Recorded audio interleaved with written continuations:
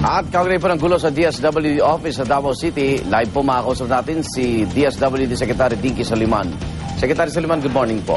Magandang umaga naman sa iyo, Igan, sa inyong tagapanood, tagapakinig, at sa lahat po ng interesadong malaman. Ano nga ho ba ang estado ng ating ginagawang tulong sa mga biktima po ng Pablo at ng Krising?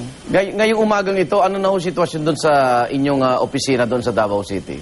Umuwi na po yung mga realista. Apo. Kahapon ho kasi, yung nakita niyong kaguluhan, nagsimula na lang po yan dahil ayon na nga sa report ng inyong reporter, naghahatid lang po ng pagkain ang mga tao ni Mayor Duterte sa pulis na nagbabantay. Gawa nga po ng nilusob nila nung Martes ang aming opisina. Hindi po pinapasok, pero nakapasok po. At nung kumakain po yung mga pulis, binato po ng mga ilang realista. Okay. At ang Secretary, nangyari maputol ko lang po kayo, ha? Ito ho bang nakikita nating imahe, yung kumukuha ng sako, mga relief goods, biktima ho ba yan ng bagyong Pablo at iba pang kalamidad doon sa Davao? Yan ho ang aming nais malaman sana. Ayan ho. Oo. Kasi ang nangyari ho, bago po yan, nung Martes, yan ho kasi nagkabatuhan na nga po sila nung polis, kahapon yan. Opo. Hindi po yan nangyari nung Martes kung kailan po nila pinasok at nilusob ang aming opisina. Gawa nga po ng kanilang sinasabi na hindi daw po sila nabibigyan ng tulong. Ayun nga po, hindi ho ba sila nabibigyan ng tulong, Secretary? Ang amin hong listahan dito sa ating nasalantaan ay ang kabuuan ay 233,354 na pamilya sa loob ng Compostela Valley, Davao Oriental, Davao del Norte, Davao del Sur, and Davao City. May breakdown po kami niyan ng bayan at barangay. Ang naibigay na po namin magmula po noong Disyembre ay 1,373,354 food packs. At mula po nung Enero, yung food pack na yon ay may 10 kilong bigas, dilata, noodles, at binibigay po yan kada 5 araw. May rotation, may schedule, opo. Hanggang ngayon. Ito mga kinuha ho nilang sako na yan, tsaka yung mga nasa kahon, ano? Ano ginagawa sa opisina ng DSWD? Ito ba'y ready na for distribution o nakatambak lang po doon? Yan ho ay pipick upin dapat nung araw ng Martes ng mga LGU ng Davao del Norte para dadalhin? Dadalhin sa Davao del Norte para sa Typhoon Krising victims po. Okay. Kasi alam naman ho ninyo na may Pablo pero tuloy-tuloy ho yung ulan doon. At ang Davao del Norte po, nung una hindi po sila gaanong naapektuhan ng Pablo. Pero nung dumating po yung Krising, marami pong bayan ang naapektuhan at sila po sana yung kukuha noon. Kaya nandun yung mga goods na yan. Kasi yun ating mga para sa Pablo, Igan, nasa Department of Public Works and Highways warehouse po. Wala po sa amin. Hindi po. Dahil mas marami nga ang ating pinadadala. Baka doon naman sumugod sa Public Works warehouse. Alam mo, Igan, meron lang akong sasabihin para sa kaalaman ng ating mga kababayan. Matagal na po kami nakikipagtrabaho sa mahihirap. Matagal na po kami tumutulong sa nasakuna. Hindi po gano'n ang mga mahihirap natin. Hindi ganito yung... Hindi po sila sino ho ito mga to? Yan nga ho yung aming dialogo na. Finally, nakipagkita po yung leaders. Monday pa po namin hinahanap ang sinasagot po ng mga realista. Kaming lahat ay leaders. Kahapon lang po finally, nung hapon, nagkaroon ng dialogo at ang humarap po doon ay si Carlos Tranguia, si Rila Anding, and Grace Curso ng Barug Katauhan at Reverend Sarly Templado and Sister Noemi Degala ng Balsa, Mindanao, and Francis Morales na environmentalist.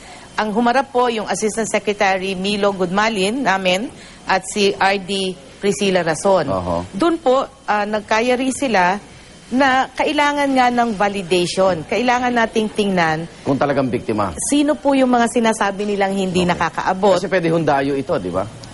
Ang amin hong pagmumonitor, may taga-Trento, hindi po lahat taga Davao Oriental. Hindi biktima yun. Biktima sila, pero sa kabilang region ho yan, Caraga. Okay. May taga Baganga, ang karamihan po ay taga Compostela Valley, sabi nila. Pero tinanggap po nung mga nag-oorganisa, marami din pong taga Davao City na nakikiisa daw ho. May binabanggit si Secretary Lacerda sa kanyang press conference kahapon na May nag-udyok daw sa grupong ito. Alam niyo na ho ba sino yung Kasi kailangan maayos ho ito. Hindi pwedeng ganyan basta na lang kukunin yung hindi naman sa kanila. So, sino ho nag-udyok sa grupong ito? Yan ho ang aming nakikitang kailangang imbestigahan. Pero ang Oo. Barong Katawan ho kasi, alyado ho sila ng KMP, Gabriela, KMU, Anak Pawis. So, leftist. Yun po ang pakilala nila sa amin. At yun din ho ang daladala nilang mga tarpulina. Oo. Sila po yung mga kasama noong mga mamamayang sabi nila taga Compostela Okay, Valley. nabawi ho ba natin yung, ano ba sasabihin natin? Ninakaw na yan. Nakakaw, ano? Opo, looting ho Kinuha, yan at looting na yan. ninakaw no? yan. Nabawi niyo ho ba yan? Ang karamihan po nabawi kasi nung pumasok sila at ginagawa yaan, Oo. doon na po kami nagpasaklolo sa Task Force Davao dahil meron hong 20 pulis. Dahil wala namang hong inaasahan na ganyan ang gagawin nila. Okay. Kaya nung nangyari po yan, humingi na po ng tulong sa pulis, nadagdagan po, nabawi ho ang karamihan at pinadagay po ni Mayor Sara Duterte lahat yun Oo. doon po sa Okay. sa kampo. Secretary, hindi nyo ba to hahayaan na lang na mangyari yan or may mga plano kayong sampahan na ng kaso? Itong lumusob nga sa inyong tanggapan sa Davao? Meron ho silang pinirmahang kasunduan kahapon na hindi po magkakaroon ng action of retaliation. Okay. Yan ho ay pinagkayarian ng aking mga kasamahan, Opo, opo. PNP and Barong Katawhan.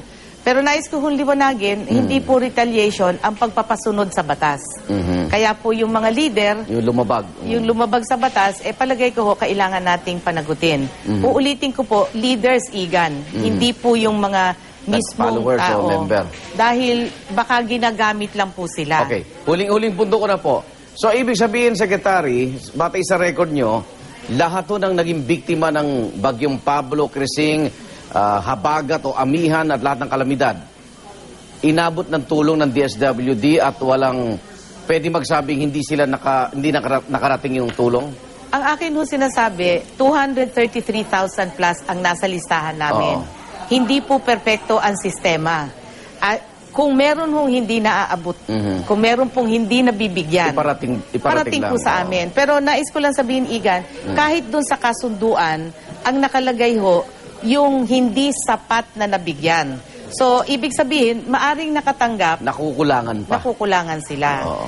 So, yun ho yung aking pakiusap. At Oo. yun na nga ho yung naging kasunduan namin. Tukuyin po natin sino-sino, saan, para na sa ganon, mabigyan po ng tulong yung nangangailangan. Okay. Maraming salamat po sa pagpunta po sa aming studio. DSWD Secretary Dinky Soliman.